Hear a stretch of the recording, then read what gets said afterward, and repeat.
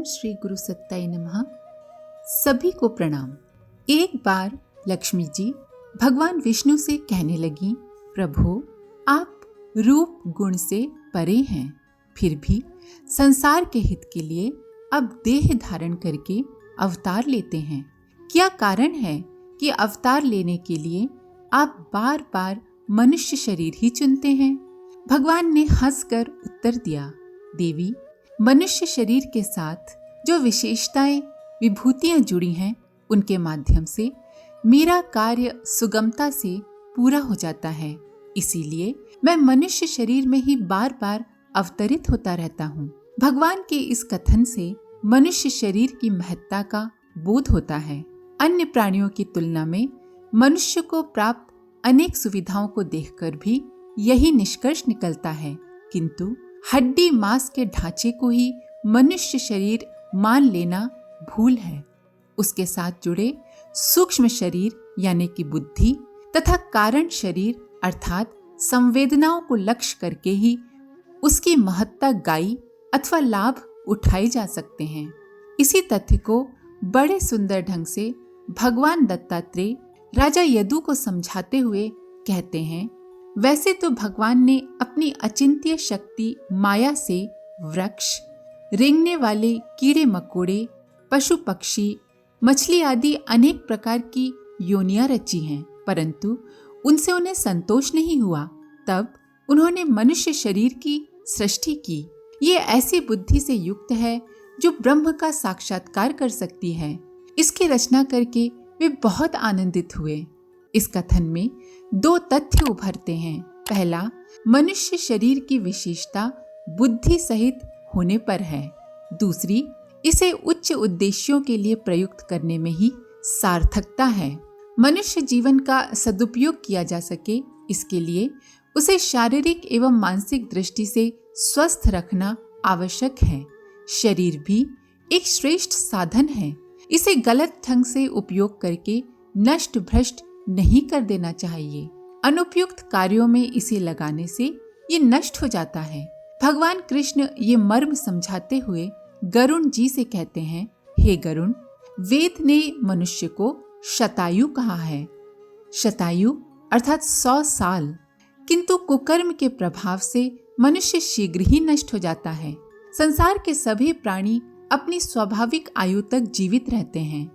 एक मनुष्य ही है कि उसके कुकर्म अर्थात असंयम उसकी अल्पायु का कारण बनता है। यहाँ ध्यान देने योग्य यह तथ्य भी है कि किसी प्रकार शरीर बनाए रखना ही जीवित रहना नहीं कहलाता।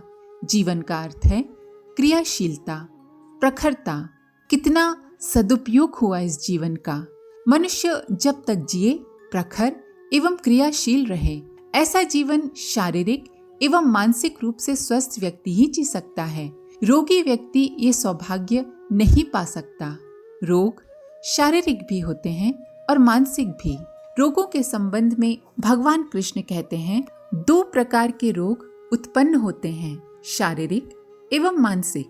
इन दोनों का जन्म एक दूसरे के संयोग से होता है। दोनों के पारस्परिक संयोग के बिना रोग की उत्पत्ति संभव नहीं।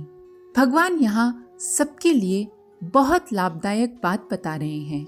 भगवान कहते हैं, शरीर में कोई विकार हो और मनुष्य का मन उसका समर्थन न करे, बल्कि उसे दूर करने का संकल्प करे, तो वह विकार, वह रोग टिक नहीं पाता। इसी प्रकार मानसिक असंतुलन होने पर भी यदि स्वस्थ शरीर को अच्छे कार्यों में क्रियाशील रखा जा सके, तो मानसिक रोग भी स्थिर नहीं रह पाते। जगत गुरु शंकराचार्य को भगंदर का फोड़ा था तथा विनोबा जी के पेट में अल्सर था, किंतु दोनों ही मानसिक संकल्प के कारण रोगी जैसे स्थिति में नहीं पड़े रहे। रोगों का मर्म न समझकर लोग औषधियों द्वारा स्वस्थ रहने का प्रयास करते हैं। औषधियाँ थोड़ी बहुत सहायक भले ही सिद्ध हो जाएं, किंतु वस्तुतः स्वस्थ एवं तेजस्वी सार्थक जीवन जीने का मार्ग तो मर्यादित नियम संयम द्वारा ही हो सकता है। नियमबद्ध जीवन क्रम मनुष्य को न केवल निरोगी बल्कि कल्याण पथ पाने में भी समर्थ बनाता है। सुखदेव जी कहते हैं, हे परीक्षित, जो व्यक्ति सुपथ्य रूप में ही अन्न का सेवन करता है, अर्थात अन्न का सेवन जितनी जरूरत है उतनी ही करता है, चटोरपना नहीं करता, ऐसे व्यक्ति को रोग नहीं घेर पाते, तथा जो नियमों का पालन करता है वह धीरे धीरे आत्म कल्याण की स्थिति पा लेता है। जो शरीर, वाणी तथा बुद्धि से श्रद्धा पूर्वक श्रेष्ठ नियमों का पालन करता है, उसके बड़े बड़े पाप भी उसी प्रकार नष्ट हो जाते हैं जैसे बांस की रगड़ से पैदा अग्नि से झाड़ियां जल जाती हैं। श्री सुखदेव जी का मत है कि भोजन स्वाद की नहीं, स्वास्थ्य की दृष्टि से किया जाए। रोग भी पाप अर्थात कुकर्मों के फल हैं। श्रेष्ठ नियमों के पालन से सामान्य स्वस्थ जीवन के साथ साथ परम कल्याण की भी प्राप्ति हो सकती है, किंतु नियमों का पालन शरीर, वाणी तथा अंतःकरण तीनों से किया जाए। मात्र दिखावा करने से कल्याण की प्राप्ति तो दूर, उल्टी हानि ही होती है। यह तथ्य हिरण्यकश्यपु के वध के बाद प्रहलाद एवं नरसिंह भगवान के वार्तालाप में बड़ी स्पष्टता से उभरता है। प्रहलाद जी कहते हैं, हे पुरुषोत्तम, मोक्ष के 10 साधन प्रसिद्ध हैं। मौन, ब्रह्मचर्य, शास्त्र श्रवण, तपस्या, स्वाध्याय, स्वधर्म पालन, युक्तियों से शास्त्रों की व्याख्या, एकांत सेवन, जप और समाधि।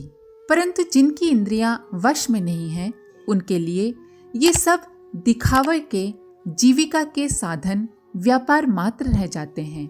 और दंभियों के लिए तो जब तक उनकी पोल खुलती नहीं तब तक ये जीवन निर्वाह के साधन रहते हैं, और भंडाफोड़ हो जाने पर वे भी नहीं रहते। ये श्रेष्ठ नियम यदि ठीक ढंग से पाले जाएं तो मनुष्य जीवन के उच्चतम लक्ष्य तक भी पहुंच सकता है, किंतु इंद्रियों का संयम संतुलन न होने से श्रेष्ठ लक्ष्य तक तो नहीं पहुंच पाते, लेकिन लौकिक आजीविका जैसे कुछ साधन बन जाते हैं। और जो केवल दिखावे के लिए नियम पालन करते हैं, उनके हाथों तो बदनामी ही लगती है। अगर उनका भंडाफोड़ न भी हो तो इस तरह का दिखावा करके वो खुद को ही धोखा देते हैं, खुद की ही हानि करते हैं। प्रहलाद जी ने इंद्रियों के संयम की बात इसलिए कही क्योंकि वे अनियंत्रित होने पर मनुष्य को जबरदस्ती गलत मार्ग पर खींच ले जाती हैं। इस तथ्य को बड़े रोचक ढंग से भगवान दत्तात्रेय राजा यदु को समझाते हुए कहते हैं, जैसे बहुत सी सौतें अपने एक पति को अपनी अपनी ओर खींचती हैं, वैसे ही जीव को जीभ एक और स्वादिष्ट पदार्थों की ओर खींचती है तो प्यास जल की ओर, जनेंद्रिय एक और ले जाना चाहती हैं तो त्वचा, पेट और कान दूसरी तरफ कोमल स्पर्श, भोजन और मधुर शब्द की ओर खींचने लगते हैं। नाक सुंदर गंध की ओर ले जाना चाहती है तो चंचल नेत्र कहीं दूसरी ओर रूप देखने के लिए। इस प्रकार कामेंद्रियां और ज्ञानेंद्रियां दोनों ही मनुष्य को बहुत सताती हैं। इंद्रियां बलवान तभी हो पाती हैं जब उन्हें चिंतन का समर्थन मिलता है। इंद्रियों को जो विषय प्रिय है, चित्त जब उनका चिंतन करने लगता है तो वे विषय सारे व्यक्तित्व पर छा जाते हैं। ऐसी स्थिति में मनुष्य का व्यक्तित्व बड़ा हीन हो जाता है। यह तथ्य राजा परीक्षित को समझाते हुए सुखदेव जी कहते हैं, विषयों का चिंतन करते करते मनुष्य पूरी तरह विषय में लीन हो जाता है। उसका जीवन वृक्षों के समान हो जाता है। उसके शरीर में उसी प्रकार व्यर्थ श्वास चलती रहती है जैसे लोहार की धौकनी की हवा। उसे न अपना ज्ञान रहता है और न किसी दूसरे का। वह सर्वथा आत्मवंचित हो जाता है। स्पष्ट है कि अपने जीवन लक्ष्य से विचलित हुआ व्यक्ति जीवित रहते हुए भी मुर्दे के समान हो जाता है। मनुष्य की श्रेष्ठता उसके मनुष्यत्व, उसके ज्ञान और उसके आत्मबोध में ही सन्निहित है। जब इंद्रियों के समर्थन में मन लग जाता है तो उसकी शक्ति उसी रास्ते बह जाती है। मानवोचित सदुद्देश्यों के लिए उसकी क्षमता का उपयोग हो ही नहीं पाता। यह मर्म भगवान सनत कुमार राजा पृथु से बतलाते हैं। भगवान सनत कुमार कहते हैं, जो लोग विषय चिंतन में लगे रहते हैं उनकी इंद्रियां विषयों में फंस जाती हैं तथा मन को भी उन्हीं की ओर खींच ले जाती हैं। फिर तो जैसे जलाशय के तीर पर उगे हुए कुशादी अपनी जड़ों से उसका जल खींचते रहते हैं, उसी प्रकार इंद्रियासक्त मन बुद्धि की विचार शक्ति को धीरे धीरे हर लेता है। मनुष्य को मनुष्योचित स्तर तक पहुंचाने वाली उसकी बुद्धि और उसका मन है। इंद्रियों के असंयम से उनकी शांति निरर्थक कार्यों में खर्च हो जाती है। इसीलिए बुद्धिमान मनुष्य को चाहिए कि इंद्रियों का उपयोग तो करे, लेकिन उनको संयम द्वारा नियंत्रण में रखे, ताकि अपनी महत्वपूर्ण शक्तियों को सदुपयोग के लिए सुरक्षित रख सके। भगवान कृष्ण अपने बाल सखाओं को वर्षा के माध्यम से यही तथ्य समझाते हैं।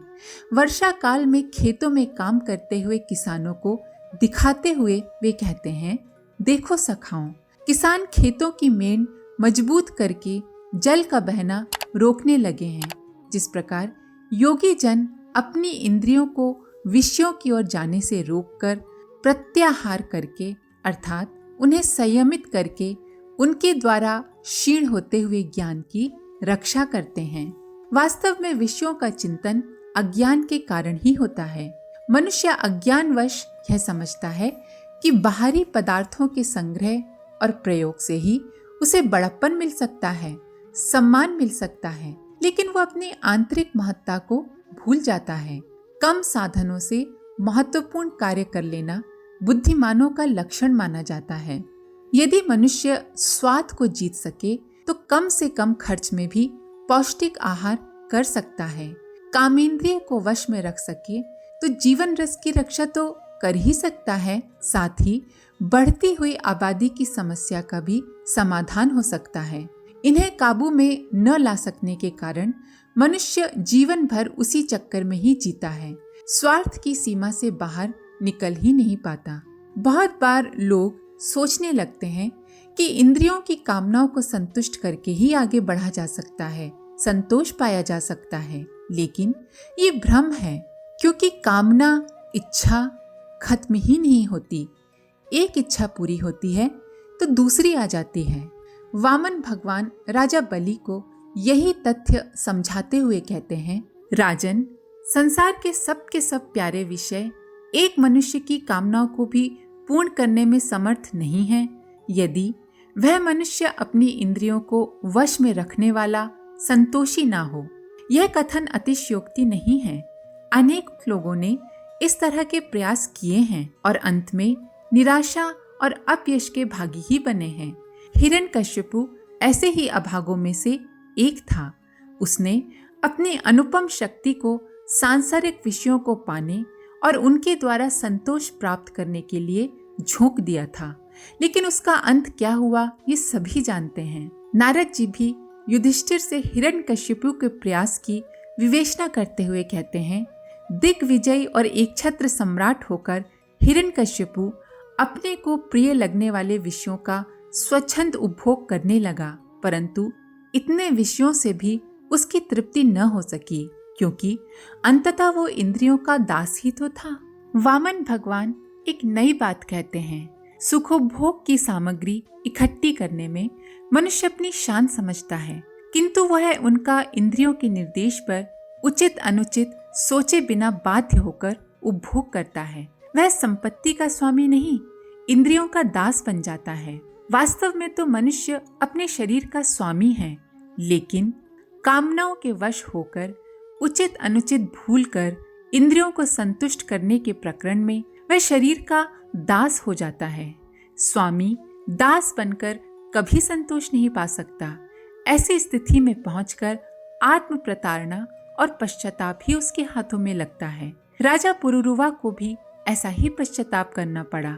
वे उर्वशी के मोह में पड़ गए थे, लेकिन जब वो उन्हें छोड़कर चली गई तो वे बेहाल हो गए।